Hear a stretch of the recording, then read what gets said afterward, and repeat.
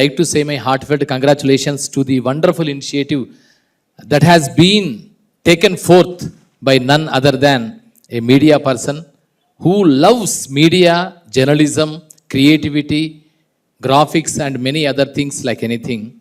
He is none other than Mr. Srinivas Marri. We must give a huge round of applause to Srinivas Marri for taking largest strides in spite of all the obstacles, in spite of all the problems that has been faced by him. He himself is a wonderful success story. He believed in truth.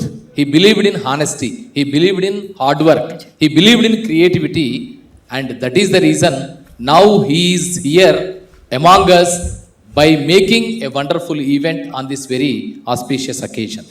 Really, I appreciate the greatest journey that has been taken place by Srinivas, because I know him for the last 8 years and prior to that also.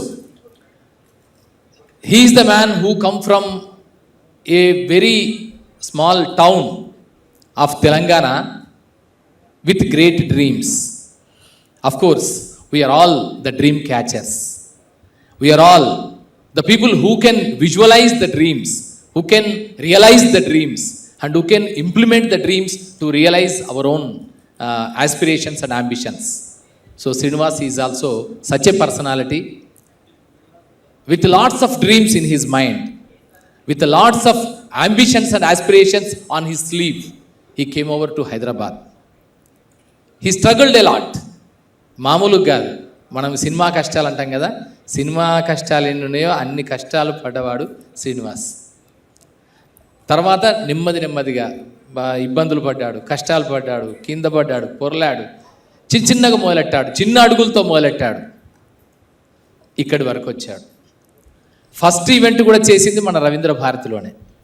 అప్పటి నుంచి కూడా whenever A person is having that great respect towards the field which is related to him, మనం ఏమనుకుంటామంటే ఒక thanks giving అనుకుంటాం.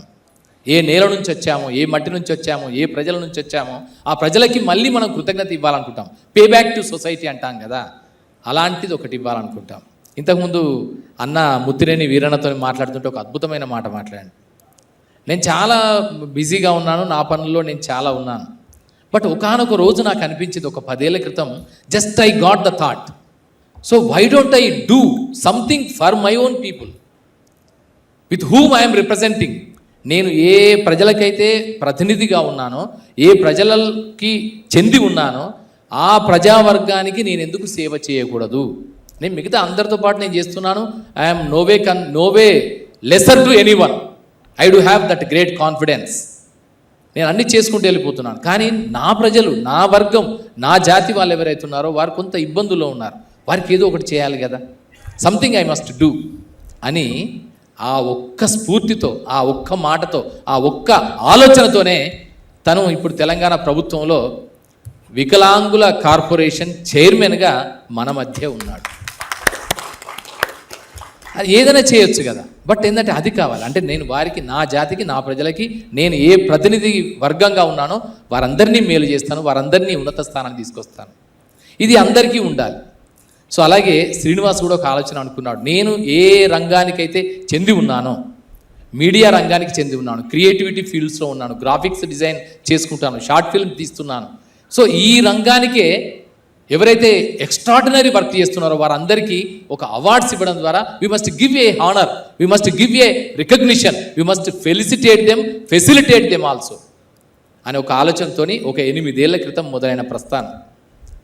అంటే మనం అనుకుంటాం అందరూ ఎక్కడో ఒక చిన్న బ్రెయిన్లో ఒక చిన్న విత్తనం, ఆ విత్తనం కాస్త చిన్న మొక్కై తర్వాత మహావృక్షం అవుతుంది. కానీ ఆ విత్తనం పడాలి ఇక్కడ. ఆ విత్తనం పడేటప్పుడు భూమిని చీల్చుకొని వచ్చే ఆ విత్తనపు సంఘర్షణ మనం అనుకుంటాం చాలా ఏదో క్యాజువల్గా వచ్చింది అనుకుంటాం. కానీ ఆ విత్తనానికి ఆ భూమిని చీల్చుకొని రావడం అనేది పెద్ద task, the biggest task, very horrible task. అంత ఈజీ కాదు. కానీ ఏ శక్తి, ఏ ఉత్తేజం, ఏ ప్రేరణ, ఏ స్ఫూర్తి అయితే ఆ విత్తనానికి ఉంటుందో అదే స్ఫూర్తితో మనందరం పైకి లేస్తాం, భూమిని చీల్చుకుంటాం, పైకి వచ్చేస్తాం, ఆకాశం వంక చూస్తాం, కళ్ళెత్తి చూస్తాం. అయ్యో అది కదా నా ఆకాశం, అది కదా నా లక్ష్యం, అది కదా నా గమ్యం, అది కదా నేను చేరుకోవాల్సిన తీరం అని అనుకొని ఆ మొక్క ఆ నెమ్మదిగా 2 ఆకులతో 2 చేతులను ఇలా బయటికి తీసుకొస్తుంది. చిన్న మొక్క, ఒక చిన్న విత్తనం. ఆ 2 చేతులు, ఆ 2 ఆకులు ఆ తర్వాత ఎంత వృక్షం అవుతాయో మనందరికీ తెలిసిందే. సో అలాంటి ఒక ప్రస్థానం కళారాజ్ మీడియా అండ్ ఎంటర్టైన్మెంట్ది. రవీంద్ర భారతిలో మొదలైన ప్రస్థానం ఆ తర్వాత ఈరోజు టీ హబ్లో ఇంత అద్భుతంగా ఇంత నేషనల్ లెవెల్లో ఒక సోషల్ మీడియా అవార్డ్స్ని ఇచ్చే స్థాయికి ఎదగడం అనేది గొప్ప విశేషం. సో దీంట్లో కూడా ఏంటంటే nowadays we have been observing, we have been covered with many of the things and we have been influenced with many of the things. మనం అనుకుంటాం మనమందరము చదువుకున్న వాళ్ళమే, జ్ఞానులమే, మేధావులమే, but at the same time the things that can be articulated in such a fashion, all the people's mind, ideology and things can be influenced to that extent. So that is the reason once upon a time, ఎప్పుడో గ్రీకులు ఉన్న టైంలో ఆ Plato, Aristotle, Socrates అనే వాళ్ళు they are the influencers, they are the philosophers, they are the public opinion makers once upon a time in BC era. అలాగే మన దగ్గర వేదవ్యాసుడు ప్రజలందరినీ ఇప్పటికీ ప్రభావితం చేస్తున్నాడు తాను రాసిన మహాభారతంతో. వాల్మీకి తను ఇప్పటికీ ప్రభావితం చేస్తున్నాడు, భారత జాతి ఉన్నంత కాలం కూడా ఇన్ఫ్లుయెన్స్ చేస్తూనే ఉంటాడు తను రాసిన రామాయణంతో. అలాగే many of the greatest creative works, many of the greatest works of those times, even శాసనాలు కానీ, జ్ఞానం కానీ, పుస్తకాలు కానీ, సాహిత్యం కానీ, సంగీతం కానీ, నృత్యం కానీ, నాట్యం కానీ, these are all the things. And at the same time the kings, their policies, the dynasties and their ruling styles, they have been influenced, they have been influencing since the time immemorial to the public. So అలాంటి జరుగుతున్న క్రమంలో గుగ్లియల్మో Marconi అంటాడు ఓడొచ్చాడు. ఆ Marconi వచ్చి రేడియోని కనుక్కున్నాడు. Radio కనుక్కున్న తర్వాత మొత్తం influence అనే సిస్టమే మారిపోయింది. అంతకంటే ముందు జాన్ గూటెన్బర్గ్ అని ఒకడొచ్చాడు. ఆయన ప్రింటింగ్ మెషిన్ని కనుక్కున్నాడు. Prior to his John Gutenberg what happened here is that all the people used to read from the papyrus. దట్ మీన్స్ ఏదో తాళపత్ర గ్రంథాల నుంచో, లేకపోతే రాతి మీద చెక్కిన శిల్పాలలోంచో, శిలాశాసనాలలోంచో, రాగి రేకుల మీద చూసి చదువుకోవడం, తెలుసుకోవడం, జ్ఞానాన్ని పొందడం, దాన్ని అనుసరించి తమ జీవితాలని మలుచుకోవడమే జరిగేది. అక్కడి నుంచి జాన్ గూటెన్బర్గ్ ప్రింటింగ్ మెషిన్ని కనుక్కున్న తర్వాత అది విస్తృతంగా అయిపోయింది. But at a time the same thing can be published, printed on the paper and that can be circulated among the public. So that's why the knowledge has been expanded, the things have been expanded and the people who read those things have been influenced. One thing. Second thing, Marconi వచ్చాడు. Marconi వచ్చిన తర్వాత radio కనుక్కున్నాడు. Radio కనుక్కున్న తర్వాత radio, how much of influence has created radio in the minds of the millions of the masses we know pretty well. అద్భుతంగా ఎంత ప్రచారం జరిగింది, ఎంత ఇన్ఫ్లుయెన్స్ చేసిందో మనందరికీ తెలుసు రేడియో. అదంతా జరిగింది మొన్నటి వరకు. ఇప్పటికి కూడా ఎఫ్ఎం రూపంలో మళ్ళీ మనకి ప్రభావితం చేస్తూనే ఉంది. ఆల్ ద టైం మనతో పాటు ఉంటుంది, మనల్ని ప్రభావితం చేస్తుంది, మన ఆలోచన ధోరణిని మార్చే తీరుకి వెళ్ళిపోతుంది. సో ఇదంతా జరుగుతున్న క్రమంలోనే జాన్ లోగి బెయిర్డ్ అంటాడు ఒకడొచ్చాడు. ఆయన వచ్చి ఏం చేశాడు, టీవీని కనుక్కున్నాడు, టెలివిజన్ని కనుక్కున్న తర్వాత టెలివిజన్ ఆడియో కంటే the visual sense is more powerful than that of the audio sense. So ఇది scientifically proved and even psychologist also reaffirmed the fact that visual sense is more powerful than that of the audio sense, because we do have enriched with the 5 sense organs and 5 senses. Of all the senses, and the mind is the king which can coordinate, collaborate, cooperate and consolidate whatever the information that has been received from our sensory organs and process it and give it to a meaning. ఇది ఈ brain, central nervous system అంటాం సైకాలజీలో and neurological సైన్సెస్లో. So ఆ central nervous system చేసే పని ఏంటంటే వివిధ ఇంద్రియాల నుంచి, వివిధ జ్ఞానేంద్రియాల నుంచి రిసీవ్ చేసిన సమాచారాన్ని అంతా కోడ్ చేయడము, స్టోర్ చేసిన దానంతా మొత్తం కోఆర్డినేట్ చేయడము, కన్సాలిడేట్ చేయడము, దానికి అంతటికి కలిపి ఒక రూపాన్ని, ఒక అర్థాన్ని, ఒక మీనింగ్ని ఇస్తూ దాన్ని స్టోర్ చేసే పని చేస్తుంది. చూడండి, సేమ్ మన కంప్యూటర్ చేసిన పనే బ్రెయిన్ అంతా చేసేది. So likewise, the same things was happened as far as John Logie Bairds television is concerned. Television వచ్చేసింది, జనాల్ని ప్రభావితం చేయడం మొదలెట్టింది. విస్తృతంగా అన్ని రంగాలలో. ఆ తర్వాత నెక్స్ట్ ఏమొచ్చిందంటే మనం చూస్తూనే ఉన్నాం, శాటిలైట్ ఛానల్స్ వచ్చాయి. Once upon a time in India only 2 channels, Doordarshan 1, Doordarshan 2. 1991 new economic reforms. 1995 మొత్తం satellite channels, Star TV network, Zee TV and Sun TV network ఇవన్నీ వచ్చేసాయి. వచ్చేసిన తర్వాత ఎంత రివల్యూషన్ వచ్చిందో మనమంతా చూసాం. ఎన్ని మానవ జీవితానికి సంబంధించిన ఎన్ని రంగాలలో ప్రభావితం చేసిందో మనమంతా అనుభవించాం. We're representing that generation. మనమైతే 1990s బ్యాచ్ అంతా కూడా దాన్ని అంతా చూసిన వాళ్ళే. రియాలిటీ షోస్ చూసాం, గేమ్ షోస్ చూసాము, టీవీ సీరియల్స్, ఎడతెగని టీవీ సీరియల్స్, 5,000 ఎపిసోడ్స్, 50,000 ఎపిసోడ్స్ ఉండేవి సినిమాలు. దాని మీద జోకులు కూడా చూసాం. ఏంటంటే వాడు పుడతాడు, ముసలోడు అయినంత వరకు కూడా సీరియల్ నడుస్తూనే ఉంటుంది. ఏదో రేకులో ఏవో సంథింగ్ ఏదో నడుస్తూనే ఉంటుంది. అది అట్లాంటి దాని మీద చాలా జోకులు విన్నాం. సో అలాంటి టీవీ సీరియల్స్ చూసాం. So reality shows, game shows, ఇంకా వాట్ నాట్, న్యూస్ కూడా ఎంటర్టైన్మెంట్ అయిన స్థితిని చూసాము. ఎంటర్టైన్మెంట్ కూడా న్యూస్గా మారిన స్థితిని చూసాం. సో ఇలాంటి నేపథ్యంలో, ఇలాంటి జరుగుతున్న క్రమంలో information has to be democratised, information and knowledge has to be democratised అని వచ్చినప్పుడు అప్పుడు వచ్చిన ఒక అద్భుతం ఏంటంటే సోషల్ మీడియా. అది యూట్యూబ్ కావచ్చు, ఫేస్బుక్ కావచ్చు, లేదా వాట్సాప్ కావచ్చు, whatever the mean or mode, either it may be. ఇంతకంటే ముందు బ్లాగ్స్ అని వచ్చాయి. అప్పుడు ఆర్కుట్ అని ఉండింది సోషల్ మీడియా నెట్వర్క్ చేయడంలో.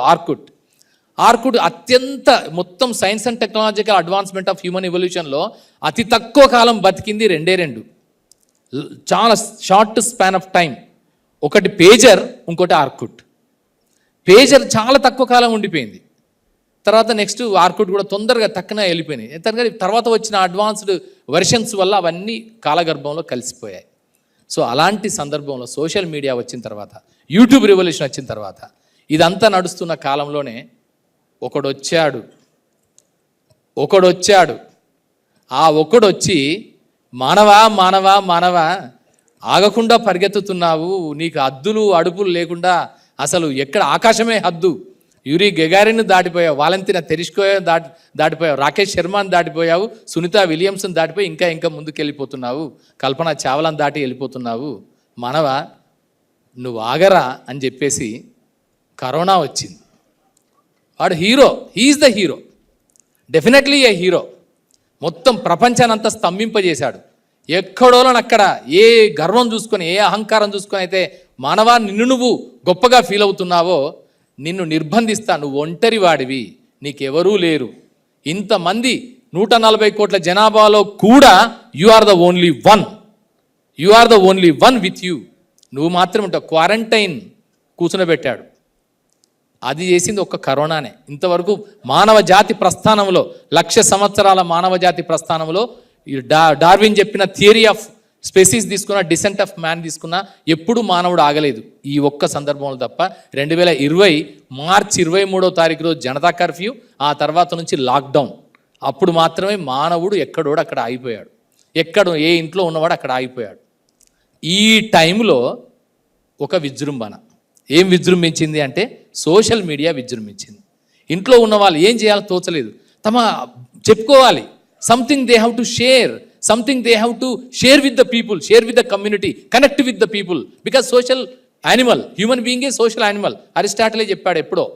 వాడు మానవుడు లేకుండా మానవులతో ఆ గ్రిగేరియస్ ఇన్స్టింక్ట్, సైకాలజీలో ఏం చెప్తామంటే మనిషి ఎందుకు గ్రూపులో ఉండాలని కోరుకుంటాడు అన్నదానికి దట్ ఈస్ ఎ గ్రిగేరియస్ ఇన్స్టింక్ట్. వాడికి తనను తాను రక్షించుకోవడానికి, తన ఔన్నత్యాన్ని చెప్పుకోవడానికి, తనకంటూ గుర్తింపును తెచ్చుకోవడానికి, 100 మంది మధ్య నేను ప్రత్యేకం అని చెప్పుకోవడానికి కూడా జనం కావాలి వాడికి. మానవ తత్వం అది, మానవ మనస్తత్వం అది, మానవ దుర్బలత్వం అది. అలాంటి నేపథ్యంలో ఆయనకు అప్పుడు సోషల్ మీడియా ఒకటి వచ్చింది. ప్రతి ఒక్కడు ఛానల్ పెట్టుకున్నాడు, ఇంకేదో ఛానల్ పెట్టుకున్నారు, ఇంకేదో ఛానల్. కొంతమంది విస్తృతంగా దాన్ని పెద్ద ఎత్తున సిస్టమేటిక్గా, డిసిప్లిన్డ్గా, ఆర్గనైజ్డ్గా ఒక లక్ష్యం కోసం పనిచేసే వ్యవస్థలు కూడా డిజిటల్ మీడియాలో వచ్చేసాయి. ఆ విధంగా సోషల్ మీడియా గత తక్కువ టైంలో, అత్యంత తక్కువ టైంలో అత్యధిక ప్రభావం చూపించిన ఒకే ఒక్క media, that is social media, where you can find the democratisation of information, dissemination of information at each and every level. ప్రతి లెవెల్లో, ప్రతి స్థాయిలో, ప్రతి స్థానం నుంచి కూడా సోషల్ మీడియా ద్వారా ప్రతి ఒక్కరు చెప్పడానికి వీలుండేది. పత్రికల విషయానికి వస్తే మేమందరం పత్రికలు రాసేవాళ్ళం. We are the generation of newspapers. I wrote thousands of articles in newspapers from Telugu to English to Time magazine. But అప్పుడు రాసినప్పుడల్లా మేము అంతా రాసిన తర్వాత దానిలో కట్ చేయమని మళ్ళీ ఫోన్ వచ్చేది. ఫోన్ చేసి, sir is there any possible to edit some of the content, because you are the writer, we don't want to disturb you and we don't want to mess it up.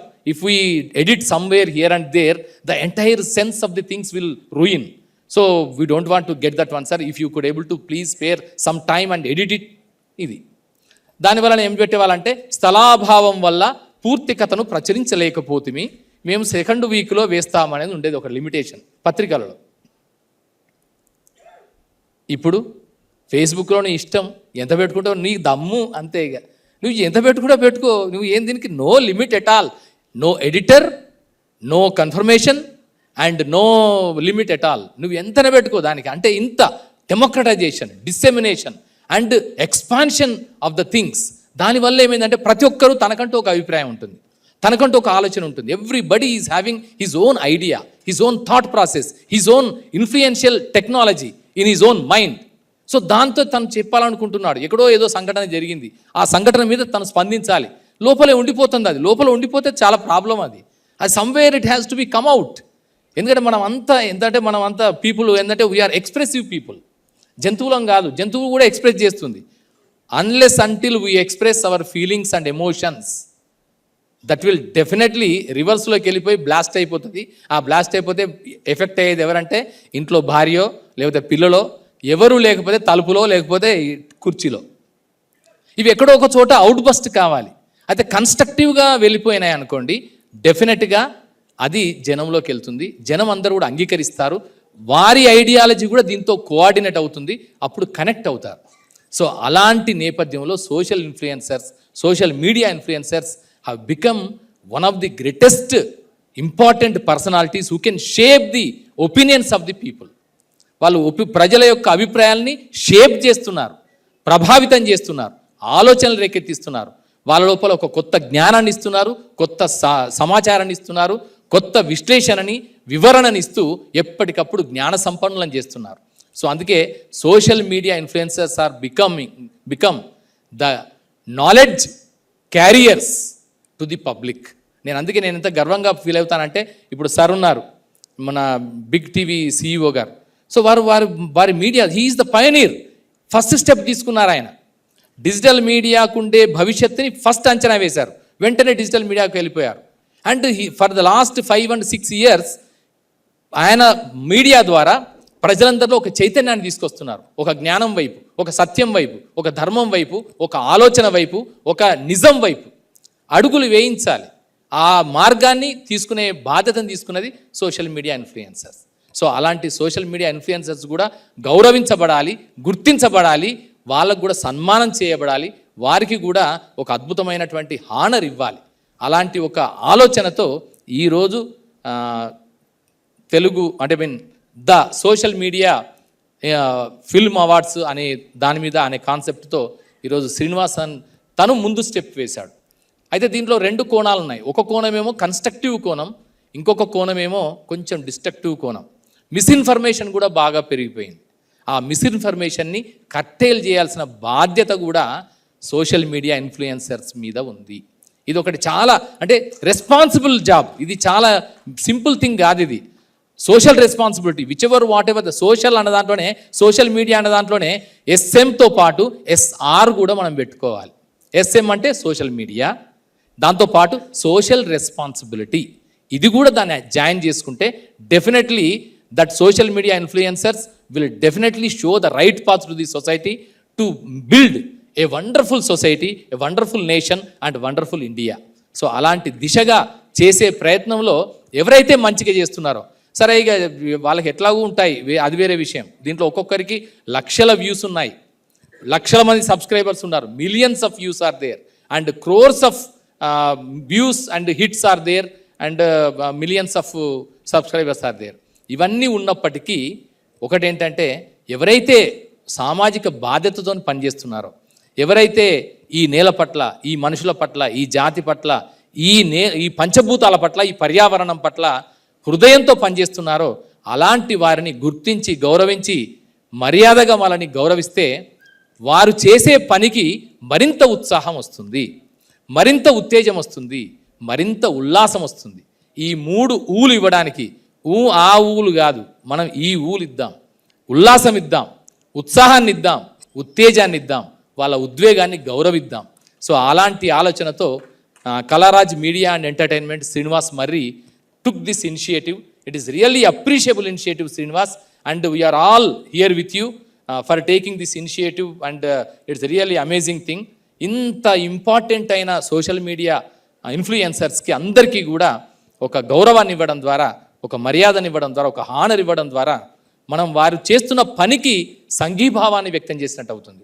We can consolidate, we can express our solidarity with the things that have been done by those great people who are searching, who are striving, who are struggling for make a better society in our own era.